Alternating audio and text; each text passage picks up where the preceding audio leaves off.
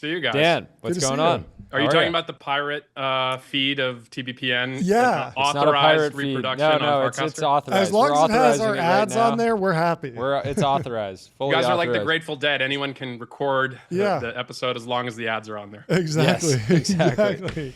It is fascinating because I remember, when Farcaster dropped, it was like very much like it looked a lot like Twitter back then. But you look at the trajectory of the two platforms, and now like you think about like, oh, you can build a mini app that like repurposes TBPN, and like that is something that's completely not on anyone else's roadmap, and the product's evolved in a very, very interesting way. So, anyway, can you just give us kind of the update on like how things are going? What is the current pitch for Farcaster? Where do you see it going? And kind of take us through a little bit. Yeah, and I have to say, please. Dan and I were neighbors. We really? lived on the same street. No way.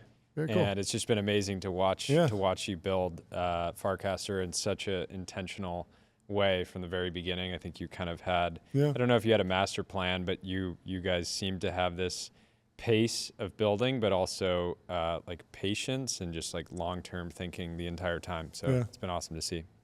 Well, first of all, thanks for having me. I wanted to point out that I am the almost last person in the group chat that started the MOZ podcast back in the day that's been on your show. Antonio has not been on your show yet. I know we missed him. We missed Antonio today. That was a miss by us. I'm just going to say I'm so happy I'm on this show before Antonio. Bragging rights forever. Yeah, exactly. Yeah. But open invite to Antonio. Yeah, so Farcaster 5 years in this year. When we started Decentralized Social, pretty contrarian. Yep. I think Elon changed the dynamic a bit in the sense that all of a sudden people got interested in building alternative versions of Twitter. I think we've tacked more into crypto over time. And so I think where we are today is we're decentralized social network, but it's targeted for crypto native folks, right? So there's a built-in wallet and mini apps, as you point out. And so if you want to do fun things in crypto, you use Farcaster. And we're increasingly making that happen in the sense that we support a bunch of different chains. So you can use Ethereum, you can use Base, you can use Solana. I think we're going to add other ecosystems over time. So if you can kind of think of like, if you've ever had to do something in crypto where your friends tell you, oh, you got to get into this, you got to mint this, or do whatever thing that you're trying to say, you could just get on Farcaster and it's like 2 taps away. And then there's no complexity around switching chains and bridging and gas and all this other kind of stuff that if you talk to like the average Web 2 founder, it's like the UX that's acceptable in crypto is crazy. And so, 2025, we finally actually have the infrastructure to be able to like build decent consumer experiences. And so that's what we're trying to do. Do you think you ever loop back around and go back into crypto non-native folks and tuck some of the crypto features under kind of like a stablecoin wrapper or something that like abstracts it away over time because you've gotten that like core fire going and then you need to turn it into like a raging fire and people. I guess the meta question is like in 10 or 20 years, does the average consumer just in America, does everyone become crypto native or does crypto native cease to be a concept because everyone just I think it's probably more ceased to be a concept in the sense that I think stablecoins are working. So we do all of our weekly rewards. So we pay out $25,000 a week in our version of X payouts. It's a little bit broader base and you can be a much smaller account and get it. We do that with stablecoins. So we do that every week, works perfectly fine. We didn't have to integrate any other fintech provider. Every user has a wallet. We're able to stream stablecoins to them for a ridiculously cheap amount. That's amazing. In terms of like fees. So there's no middleman. So that's for sure working. I think so we originally tried to do this whole thing where we were using crypto under the hood, but the whole point is like we're using it as a technology, not the kind of forefront. And I think that the reality is 2022 left crypto with a pretty big black eye with like FTX and a bunch of that other stuff. And so I think there are a bunch of people that I think otherwise are pretty intelligent and I would say reasonably open-minded, but when you talk to them about crypto, they froth at the mouth in terms of, it's all scams and grifts. And look, there are plenty of scams and grifts. It's a reputation that it's earned over time, but I actually think there's plenty of good stuff being built and increasingly. And so I think stablecoins is probably the thing to highlight in the sense that that's just been chugging along, right? And where did stablecoin start? Tether was a scam and a grift that for 10 years everyone kept saying it's on the verge of exploding, right? And it's now the most profitable business in the world. I think it's like they make like $80 million per employee. Yeah, And so stable coins have taken a while to bake. The infrastructure is finally there where it's like, I mean, now Stripe's in it, right? So it's like Ramp, one of your sponsors. So I think like stable coins are just going to make crypto way easier.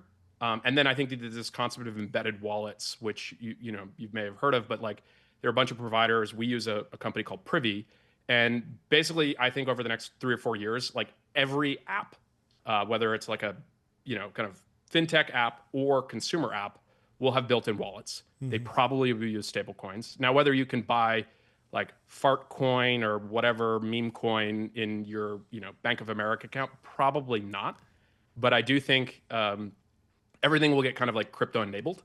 And to the degree that you're using a more crypto forward product like a Coinbase or a Robinhood, or like a completely crypto native product like Farcaster, I think that's just like more of a personal preference. It's top of mind for me. Yesterday you launched Farcaster Pro, a subscription. You brought the 10K NFT collection back. Talk through the whole process there. Why use kind of that mechanism, and it sold out. So it sounds like a cause for celebration. Yeah, as Kobe would say, job's not finished. So I think like good progress. I mean, we sold 10,120 subscriptions with stablecoins in a little less than 6 hours. The 100% of the revenue we're generating, so this is kind of like for the protocol, is going back into creator rewards. So effectively, we've doubled the amount of like weekly payouts we're going to do for the next year. Awesome. And I think you had Chris on earlier, but this idea of like a zero take rate network, I think is pretty powerful. And going back to your question, John, of like, how do you actually get out of the like crypto native and move towards a broader base, is just like most social networks you use today. What percentage of the value are they capturing? Like, Meta's market cap's pretty high. Like they're capturing a lot of that value. I think that the way for protocol-based social networks, and specifically ones that use crypto for the economic plumbing, the way for them to win is to have it be as close to zero take rate as possible. And basically, you, by participating on a crypto social network, one, or decentralized social network, you actually own your audience. You can't get your like links nerfed. Like you guys are building like an amazing media brand. If you lost your ability to do streaming on a couple of the major platforms tomorrow, that would hurt your growth. And so the idea of like actually having a social network that you can be guaranteed to have direct access to your audience, I think that's built different. We would just mail everyone a DVD every day. Easy. Daily. Problem solved. Daily DVD. Daily DVDs. With stablecoin payments. With stablecoin payments. I want to know about some of the economic incentives on a social network. It's been like the micropayments thing has been floated around. Is there a world where with AI slop, we need to be charging people to post, or can just algorithmic feeds kind of sort out the wheat from the chaff? Does any of that make sense? Are there any new trends in kind of like the design of a healthy social network that has high, I guess, not just high retention and ARPU, but also maybe high NPS? Because the classic thing with a social network is like it's printing money, but everyone says they hate it. Yeah, so I think that's a stated reveal preference. Where exactly, I printing agree with money, that. people are they totally, actually love it. Totally, I completely agree. So yeah, what is your But deeper I actually take? think that you bring up a great point, and we are for sure at the forefront of this, because if you know anything about crypto and people think there's an economic incentive, you bring out a lot of coin operated users, right? Yep. I think that any version of pay money as solely a mechanism for like, there's some version of quality or non-bot-like behavior, not going to work. I think any version of I prove that you're a human, well, you're proving you're human, but I could go use ChatGPT to write the responses. So like, I think this is an extremely hard problem. If you actually go look at like Meta's 10Ks, like they specifically say that like they are the biggest and best in the world at this, and this is still an extremely hard problem for them to solve. They estimate something like 10% of like all users are potentially like spam or wow. Is it still? That's it's wild. But I think it'll be kind of a variety of tools, right? So I think economic activity is really hard to fake. Like one thing we had yesterday is a bunch of accounts paid $120 to a protocol, no refunds, right? Like stablecoins, nice thing is like you can't charge that back. Whether they're a bot or not, that money is now going to an algorithm. And this is where I'm actually a big fan of algorithms. Now, maybe algorithmic choice we could talk about, but the algorithm, if you design it right, is going to reward the interesting posters, the best posters, and you're extracting revenue from the bots. So I do think charging is actually a good idea. And then I think algorithms are the way to actually, as you point out, wheat from the chaff, so to speak. How do you see crypto long-term as a funding mechanism for creators, artists? I mean, we had Ben Pasternak on earlier today to talk about, his vision for Believe, and it's, you people are using it to create meme coins. They're also using it as a, funding, funding mechanism for different projects. And I bring it up because we've talked about, we had Chris Best from Substack on maybe a week or so ago, and there's this idea that like people subscribe to Substack to get value in the form of content, but it's also a mechanism to just support somebody to just do interesting things in the world and be able to spend all their time, thinking about a specific area or sector. And it feels like there could be some element, I could imagine a world in the future where Farcaster is powering that type of activity. Is that correct? Incorrect? Is that a problem space that you think about?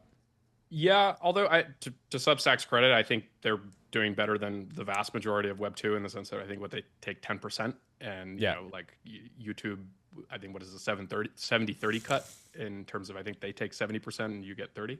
Yeah.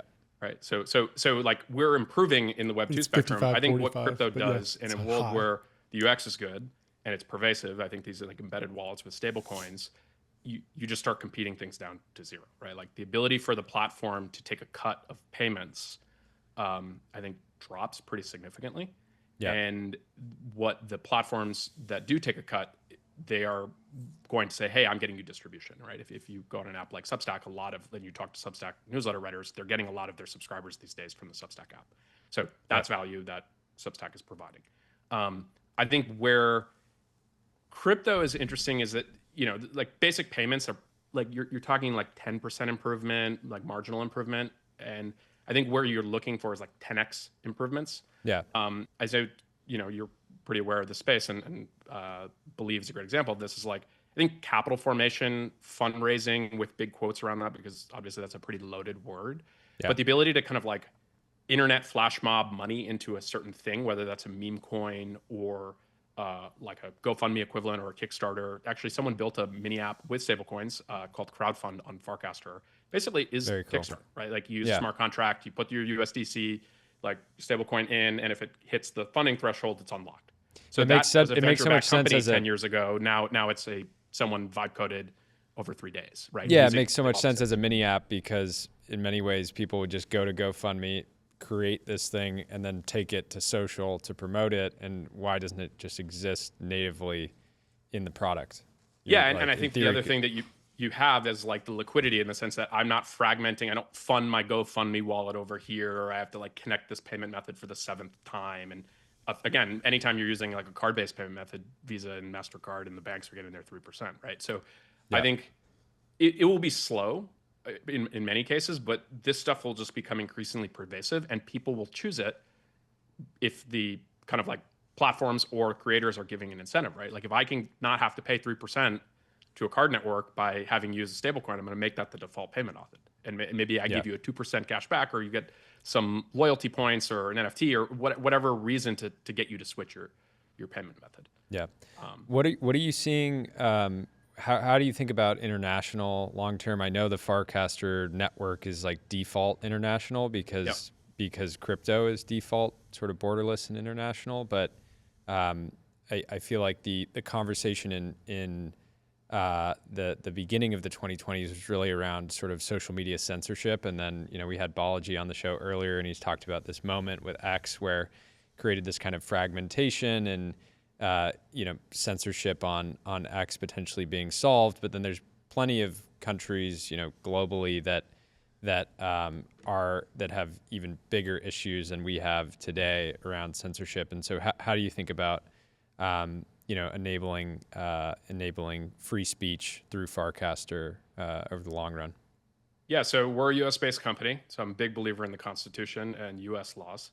Farcaster basically is exporting that as like our social networks policy.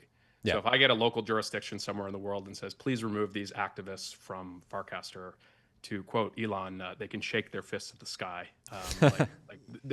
We're beamed in over the internet. If you want to block, our app or the network, go for it. But I think, but then in theory, a dissident could spin up a new iteration of the app on the Farcaster network theoretically, and it would be out of your control, right? So it's in addition that person could be directly posting like via the command line or something, and having it go out to a global audience. And so I think that the network design of Farcaster looks a lot more like a blockchain under the hood. And one of the reasons is it actually provides really strong censorship resistance, whereas something that's a bit more federated. So if you kind of look at like Mastodon or Blue Sky, like there are instances where they're already complying with local law of like, okay, well, we won't be able to serve our other users in this country because they will just shut down the whole site.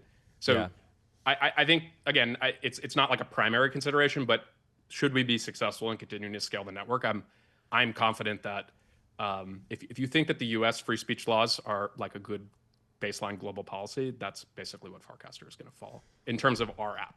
Yeah. Amazing stuff. Thank you so much. We'd love to have you back and get more come updates. back on again soon. Thanks for having me. I think you have some of the best, I'll put it on the record, some of the best taste in crypto. Yeah. When I put it out there, it shows up in the app and Underrated. everywhere. And it's great to finally have you on. Come back on again soon. I love the new studio.